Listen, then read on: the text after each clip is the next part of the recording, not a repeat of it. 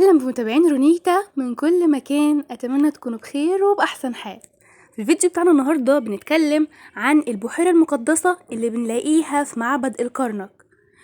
لما بنقوم بزيارة لمعبد الكرنك بنلاقي هناك بحيرة مقدسة.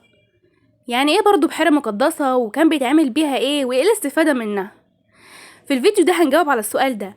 والسؤال الأهم بقى، اللي زار المعبد ده ما سألش نفسه قبل كده ليه المية مش بتجف في البحيرة دي؟ أو ليه مستويات المية في البحيرة دي مش بتزيد أو بتقل؟ في الفيديو ده هنجاوب على السؤال ده. في قلب معابد الكرنك، تلك الصرح العظيم الحضاري، بتقع بحيرة غامضة بتعرف باسم البحيرة المقدسة، واللي طولها بيبلغ 80 متر وعرضها 40 متر، والمية بتاعتها بتكون ثابتة ما بتجفش منذ آلاف السنين، منذ أن أمر الملك تحتمس الثالث ببنائها في عهد الأسرة ال18. بتعد البحيرة دي من أسرار الحضارة المصرية القديمة اللي بتثير الدهشة والفضول.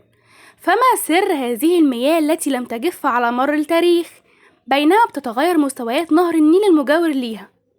بيخبرنا التاريخ إن الكهنة كانوا بيغتسلوا في هذه البحيرة قبل أداء أي طقوس دينية أو احتفالات قومية، فكانت بتمثل ليهم رمز للطهارة والنقاء، وليها قدسية خاصة في معتقداتهم. لكن سر البحيرة دي لم يقتصر على قدسيتها فقط، بل أيضا على عبقرية المهندس المصري القديم اللي بنى قناة تربطها بنهر النيل. يعني كان في قناة بتربط بين البحيرة دي ونهر النيل، فمن خلال القناة دي بتتدفق المياه للبحيرة دون أن تتأثر بمستويات النيل المتغيرة.